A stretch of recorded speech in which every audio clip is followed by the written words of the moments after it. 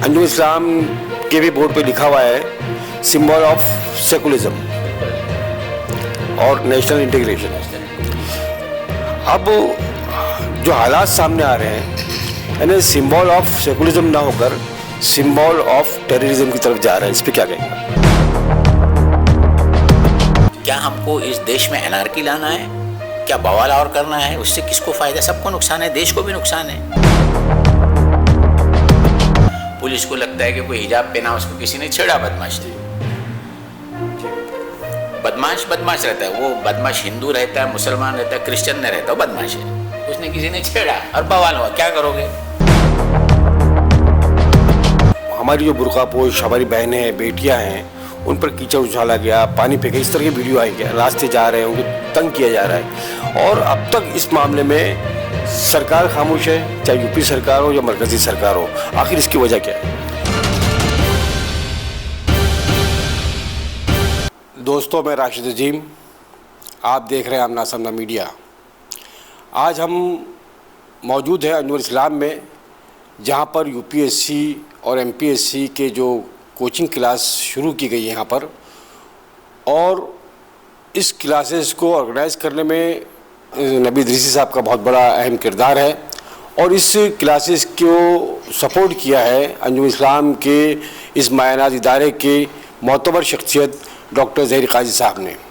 हम डॉक्टर ज़हीर काजी साहब से इस शेर के साथ ये जानना चाहेंगे कि 1000 बर्फ गिरे लाख आंधियाँ उठे, 1000 बर्फ गिरे लाख आंधियाँ उठे, वो फूल खिल के रहेंगे जो खिलने वाले हैं।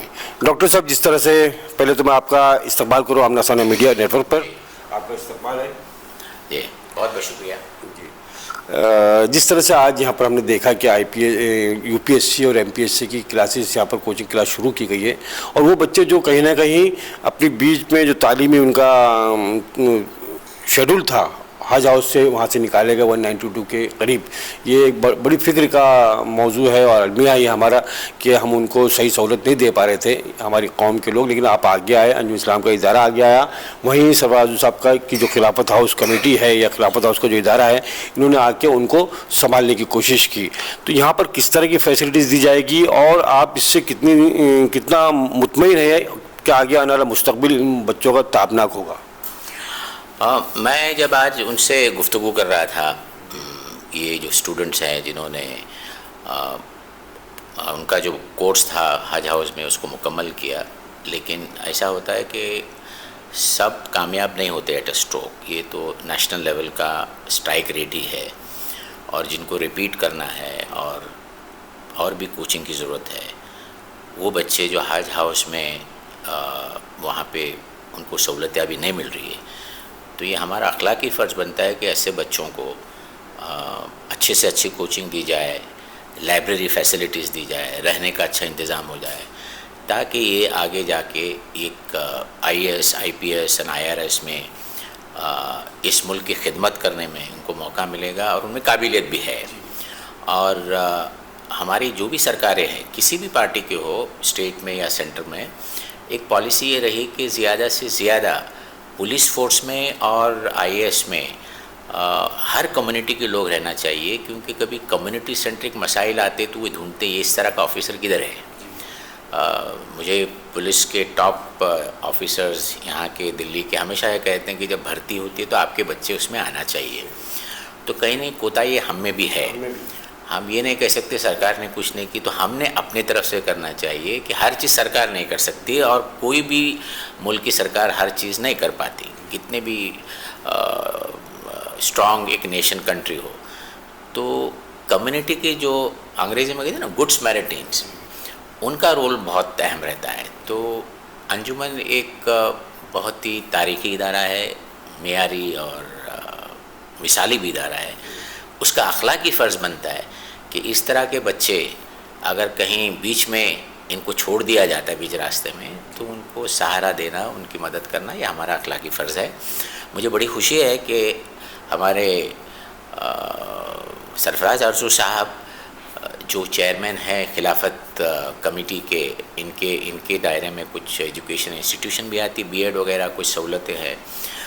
उन्होंने फिराक दिली दिखाई कि हम 1 महीने के लिए इन बच्चों को वहाँ रखेंगे, और अंजुमन से कहा गया कि वीकेंड्स में कुछ सहूलतें दी जाए। तो मैंने कहा वीकेंड भी दी जाएंगी, हमारे लाइब्रेरीज़ हैं, हमारे पनवेल की लाइब्रेरी ऑल्सो हम उनको देंगे, आप जाइए वहाँ जाना चाहते हैं, क्योंकि हम 50 बच्चों की ट्रेनिंग वहाँ हो रही है। और ये भी बताता चलूँ कि सेंट्रल गवर्नमेंट के थ्रू से ही, सेंट्रल वक्फ काउंसिल के थ्रू ही, माइनॉरिटी अफेयर्स मिनिस्ट्री के तहत अंजुमन को भी सिलेक्ट किया गया है 50 बच्चों की ट्रेनिंग की, और वो 1 ईयर रेजिडेंशियल कोर्स वहाँ पे शुरू हो चुका है जी। तो जहाँ भी इस तरह, जैसे आपको मालूम होगा कि IIT का जो पायलट प्रोजेक्ट 2 बैचेस का हमने यहाँ किया, बड़े सक्सेसफुल रेजिडेंशियल कोर्स, और उसमें कामयाबी भी बहुत अच्छी मिली, और जो उम्मीद नहीं थी उससे उम्मीद से बढ़ के ज़्यादा। तो ये साबित कर देता है कि हमारे बच्चों में वो काबिलियत है, उनको मौके मिलना चाहिए। दे हैव, अंग्रेज़ी में कहते हैं, they have tremendous talents but the opportunities are not available. तो हमारा भी फ़र्ज़ बनता है जी। कहीं ना कहीं हम ये समझ सकते हैं कि आपकी पूरी ताकत, आपका पूरा इदारा इन तलबा और तालिबात को आगे मुस्तकबिल में बढ़ाने के लिए एक अहम रोल अदा करेगा, हमें ऐसा लगता है जी। बिल्कुल, और हम ये भी चाहेंगे कि उनको मेयारी तालीम दी जाए इस वक्त पे। ऐसा नहीं कि एक फॉर्मेलिटीज़ के तौर पे ये नहीं होना चाहिए। हमने अपनी जितनी अंजुमन की कैपेसिटी है वो सब इसमें आ जाना चाहिए, इनको ट्रेनिंग करते हो किस तरह किया जाए वगैरह वगैरह। डॉक्टर साहब, एक सवाल जो कि मुल्क के मौजूदा हालात हैं, आप तकरीबन अंजुमन इस्लाम का जो इदारा है, या 1.25 लाख के करीब तलबा और तालिबात तालीम हासिल कर रहे हैं क्या? जिस तरह से कर्नाटक का जो मामला हमारे सामने आया, वहाँ पर बुर्के पे पाबंदी लगाने की बात हो रही है, हिजाब पे पाबंदी लगाने की बात हो रही है, जो कि हमारा संविधानी हक़ है कि हम क्या पहनना चाहते हैं, ये हमारी मर्ज़ी। आप इस पूरे मामले को, जैसे कि उस मुस्कान जो बच्ची है उसे शेर दिल कहा जा रहा है कि शेर दिल मुस्कान ने फ़िरक़ा परस्तों को मुँह तोड़ जवाब दिया है, तो आप इस पूरे मामले को किस नज़र से देखते हैं, क्या होना चाहिए? नहीं, एक तो बड़ी ताज्जुब की बात है कि ये यूनिफॉर्म का रूल्स रेगुलेशन में, जो जहाँ तक कर्नाटक की बात है, जो मेरे समझ में आई कि 1983 में ये रूल उनका है, और 1983 से लेके आज तक बच्चियाँ हिजाब में स्कूलों में, गवर्नमेंट कॉलेज में जाया करती थी। तो अचानक ये मामला क्यों आया? क्या इसका कुछ ये आने वाले इलेक्शन से लेना देना है? अगर है तो इसको सियासी पार्टियाँ, वो कोई भी हो, मैं एक पार्टी का ना, कोई भी पार्टी हो, वो अपनी रोटी सेकने में लगे हैं, तो ये गलत बात है, क्योंकि इससे माहौल बिगड़ना नहीं चाहिए। हम सबको बड़े संयम से इसको समझना चाहिए, इसको इमोटिव इशू नहीं बनाते हुए। लेकिन एक बात मैं ज़रूर कहूँगा कि 2 चीज़ें हैं। मैं अपने कौम की बच्चियों के बारे में ये बात कहूँगा कि हिजाब के लिए ज़बरदस्ती नहीं होनी चाहिए, और हिजाब पहनते उनको रुकाना भी नहीं चाहिए। दोनों भी गलत है अपने तरीके से, बराबर। तो ये हमारे कॉन्स्टिट्यूशन में हमको दिया गया है कि हम क्या पहनना क्या नहीं, ये तो राइट्स है रिलीजियस के लिए। तो हर कम्युनिटी के अलग अलग है, और मेरी राय ये है कि जहाँ मज़हब की बात आती है, चाहे वो हमारे हिंदू मज़हब हो, इस्लाम हो, सिखों का मज़हब हो, ईसाइयों का हो, उनके फंडामेंटल्स जो है उससे अगर आप हटने की बात किए तो कोई हटेगा नहीं, और होना भी नहीं चाहिए। तो कहीं ना कहीं एक फ्लेक्सिबिलिटी आनी चाहिए। तो इससे आज हो क्या रहा है, ये कर रहे तो हम काउंटर कर रहे हैं।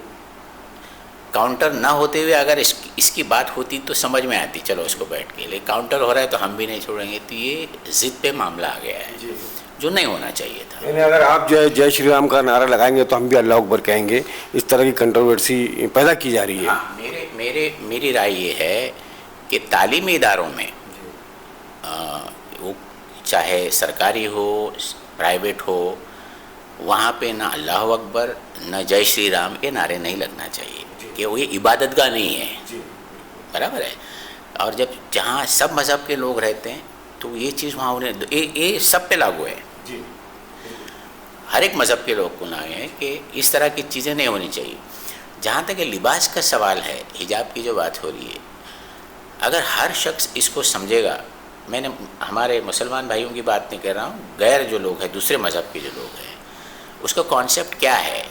कॉन्सेप्ट यही है कि बच्चियों की जो बदन होता है, कुछ हिस्से होते हैं जिसको कवर करना ज़रूरी है, क्योंकि वो उससे नीयत बिगड़ जाती है और फिर मामला जो आज हो रहे वो नहीं हो पाएंगे, क्राइम भी बढ़ता है, क्राइम बढ़ता जा रहा है। तो ये एक साइंटिफिक है। इसको एक तबका बोलेगा कि ये आज के हालात में ज़रूर है, जिस तरह से क्राइम हो रहा है, रेप हो रहा है, ये हो रहा है वगैरह वगैरह। एक तबका जो मॉडर्न की बात करता है, जो वेस्टर्न इसमें जा रहा है, उसका बोलना है फ्रीडम इसमें भी होनी चाहिए। तो ठीक है ना, दोनों तरह की फ्रीडम होना चाहिए। जिसको उस तरह से आना है उस लिबास में वो आए, जिसको इस तरह आना है। जहाँ तक यूनिफॉर्म की बात होती है, एक मसला वहाँ पे है, लेकिन यूनिफॉर्म में आप देखिए, पहले हमारे बच्चियाँ कोई भी कम्युनिटी की हो, पहले कॉन्वेंट एजुकेशन होता था तो क्या पहनते थे? स्कर्ट पहनते थे।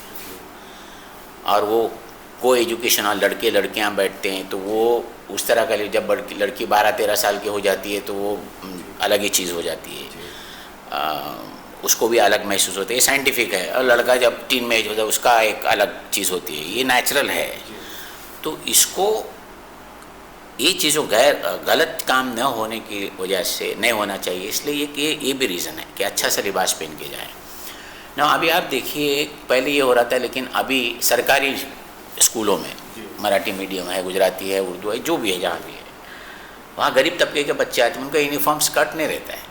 उनका यूनिफॉर्म में क्या रहता है? शलवार, पंजाबी किसी को कहते हैं ड्रेस जो है वैसा, और एक दुपट्टा रहता है। दुपट्टा कुछ बोले क्यों लेते हो, मॉडर्न है, वो बदन का एक हिस्सा है जिसको कवर करने की ज़रूरत है, इसलिए लेते हैं ना, एक उसकी मॉडेस्टी है। तो एकदम मॉडर्न वाला बोले ये क्या ज़रूरत है? तो ये सब होता रहेगा ये चीज़ों। लेकिन हम एवोल्यूशन में ये आए हैं कि अच्छा यूनिफॉर्म होना चाहिए। मिसाल के तौर पे, अगर कलर कॉम्बिनेशन एक यूनिफॉर्म का है, ब्लू ऊपर है और शलवार अगर पहनते पैंट तो वाइट होनी चाहिए, तो तुम्हारा स्कार्फ ब्लू भी हो सकता है, उसमें क्या प्रॉब्लम है? कोई दिक्कत नहीं है। तो वो यूनिफॉर्म को ऑलमोस्ट मैच करता है। यूनिफॉर्म का मकसद क्या है?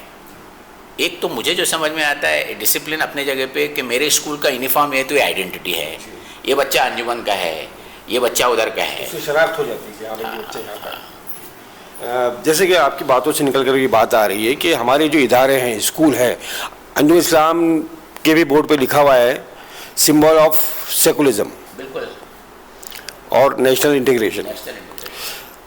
अब जो हालात सामने आ रहे हैं, यानी सिंबल ऑफ सेकुलरिज्म ना होकर सिंबल ऑफ टेररिज्म की तरफ जा रहा है, इस पर क्या कहेंगे आप?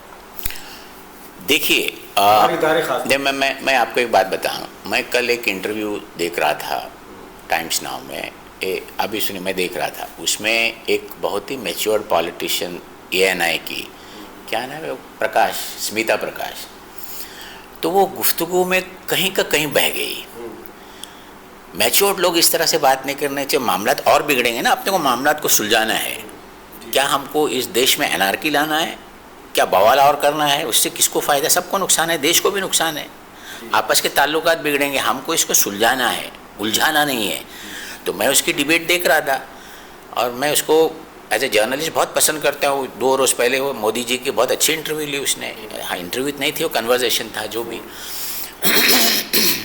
तो उसने बातों बातों में कहा कि मामला उड़पी में शुरू हो गए, और कहा कि उड़पी में 20 साल पहले एकदम इंडियन कल्चर जैसा हुआ करता था, क्रिश्चियनों में, जैन में, हिंदुओं में और मुसलमानों में। गुज़िश्ता 20 साल में बोले वहाँ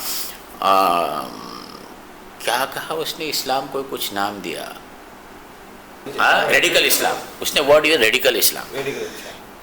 There cannot be radical Hinduism, there cannot be radical Sikhism, there cannot be radical Christianism, there can be radical Christian, there can be radical Muslim, there can be a radical Hindu, but you can't, such a responsible person saying, उससे सुनने वालों को लगा साला ये तो सब तैयारी में है कि इस्लाम को टारगेट करो।